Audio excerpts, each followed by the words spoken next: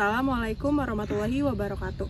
Perkenalkan, nama saya Nayara Duliana dengan NIM 55512300093 dari kelas A pada mata kuliah studi kebantenan. Pada kali ini saya akan mengunjungi situs-situs yang ada di wilayah Banten, yaitu Benteng Spelwijk, Keraton Kaibon, Keraton Surosowan, dan Masjid Agung Banten. Dalam video ini saya akan menjelaskan tentang sejarah, fungsi, serta kondisi yang ada pada beberapa situs dari peninggalan Kesultanan Banten.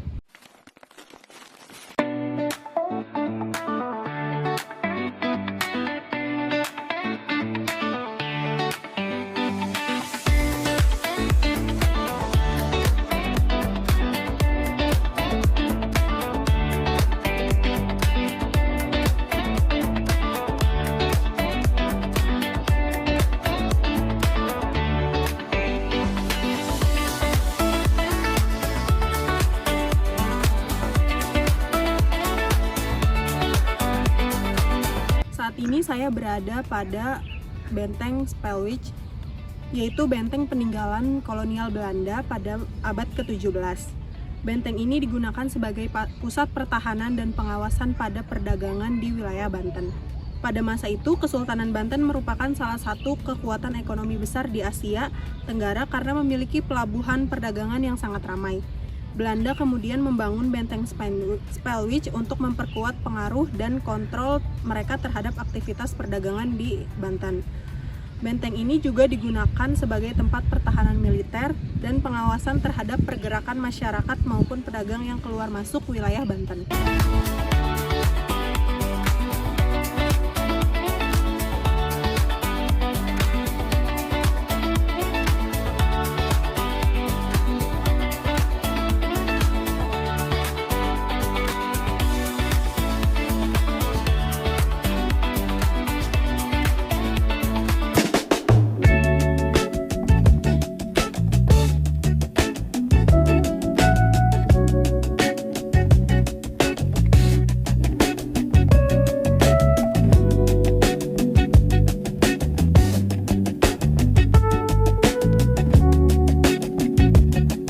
Saat ini saya berada di Keraton Surosowan.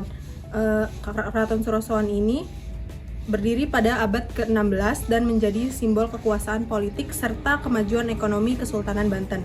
Pada masa itu, Banten dikenal sebagai salah satu pusat perdagangan internasional yang ramai dikunjungi pedagang dari berbagai negara. Keraton Surosowan ini memiliki peran yang sangat penting sebagai pusat pemerintahan dan tempat tinggal Sultan beserta keluarganya. Selama menjadi pusat politik, kawasan ini juga menjadi pengambilan keputusan penting terkait perdagangan dan hubungan diplomatik dengan kerajaan-kerajaan lain.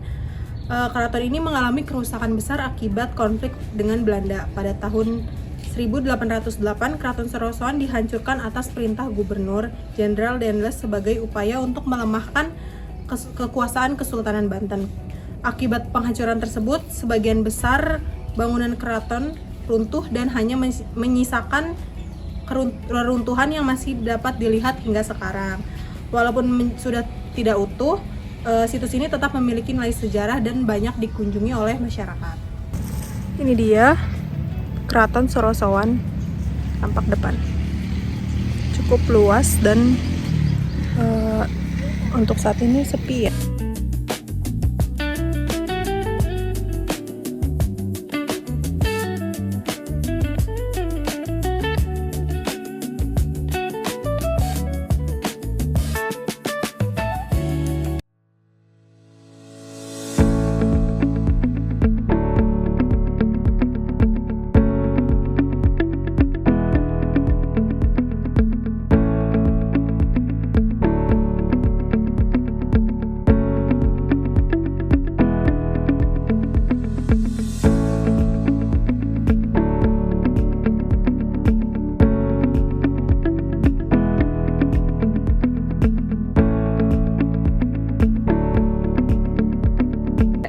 Oke, sekarang saya berada di Masjid Agung Banten, salah satu tempat bersejarah dan ikon Provinsi Banten.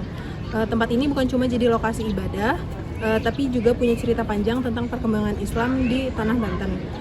Masjid ini dibangun pada masa Sultan Maulana Hasanuddin sekitar abad ke-16. Jadi usianya sudah ratusan tahun. Dulu masjid ini jadi pusat kegiatan keagamaan, pendidikan Islam, sekaligus tempat dakwah masyarakat pada masa Kesultanan Banten. Yang paling menarik menurut saya adalah arsitekturnya. Kalau dilihat, desain masjid ini unik karena memadukan budaya Jawa, Cina, dan Eropa. Jadi kita bisa lihat bagaimana budaya-budaya zaman dulu saling berpadu di Masjid Banten. Sampai sekarang Masjid Agung Banten masih aktif digunakan untuk beribadah dan juga jadi salah satu destinasi religi favorit orang-orang dari berbagai daerah. Jadi ini suasana pada Masjid Agung Banten, cukup ramai pengunjung yang ingin berziarah ke dalam Masjid Agung Banten.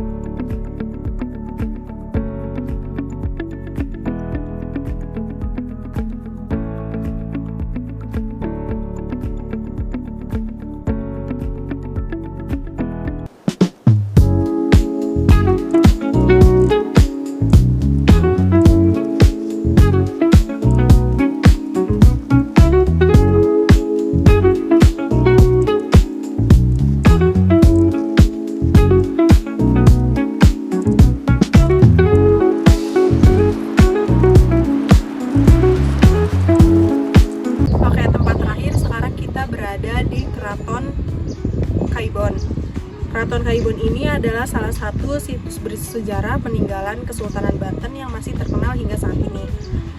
Tempat ini dulunya jadi tempat tinggal Ratu Aisyah, yaitu ibu dari Sultan Syafiyuddin.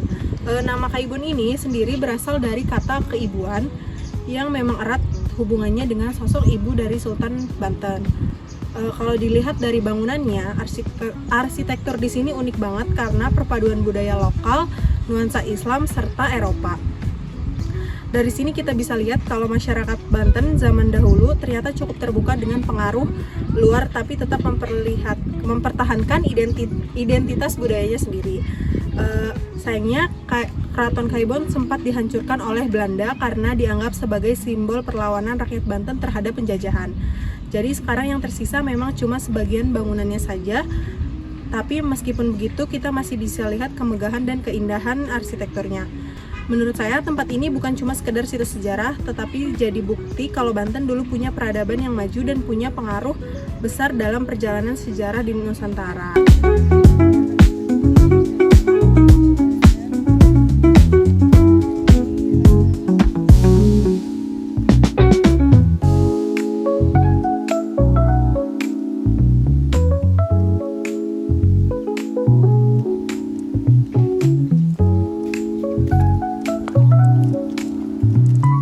Kondisi bangunan yang ada di Keraton Kaibon. Sudah banyak yang hancur, tapi masih digunakan sebagai wisata religi oleh masyarakat umum.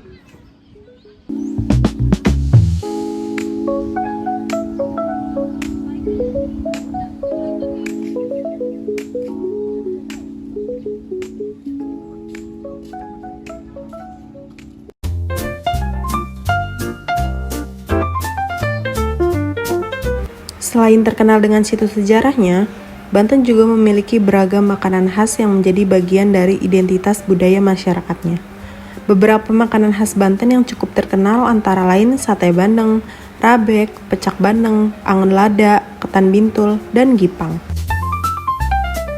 Dalam video ini, saya mengunjungi salah satu UMKM yang memproduksi makanan khas Banten, yaitu Sate Bandeng Hajah Maryam, yang berlokasi di Kota Serang. Sate bandeng ini merupakan kuliner khas Banten yang sudah ada sejak masa Kesultanan Banten.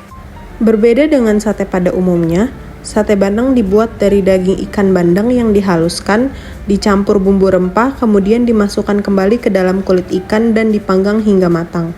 Rasanya gurih, lembut, dan memiliki cita rasa khas yang menjadi daya tarik tersendiri. Menurut saya, keberadaan UMKM seperti Sate Bandeng Hajah Maryam ini sangat penting karena tidak hanya membantu perekonomian masyarakat, tetapi juga ikut melestarikan warisan kuliner khas Banten agar tetap dikenal oleh generasi muda. Melalui makanan khas seperti sate bandeng, kita dapat melihat bahwa budaya Banten tidak hanya tercermin dari bangunan bersejarah, tetapi juga dari tradisi kuliner yang masih bertahan hingga saat ini.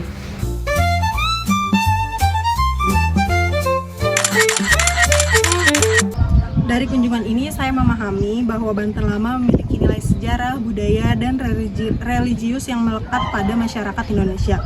Kawasan-kawasan tadi menjadi bukti bahwa kejayaan Kesultanan Banten sebagai salah satu kerajaan besar di Nusantara. Nilai keteladanan para sultan memberikan pelajaran tentang kepemimpinan, perjuangan, keberanian, dan kemajuan Kesultanan Banten hingga mencapai ke puncak kejayaan pada masa itu. Sebagai generasi muda, kita harus menjaga dan melestarikan situs bersejarah agar tetap dikenal dan dipelajari oleh generasi berikutnya. Terima kasih telah menyaksikan video ini.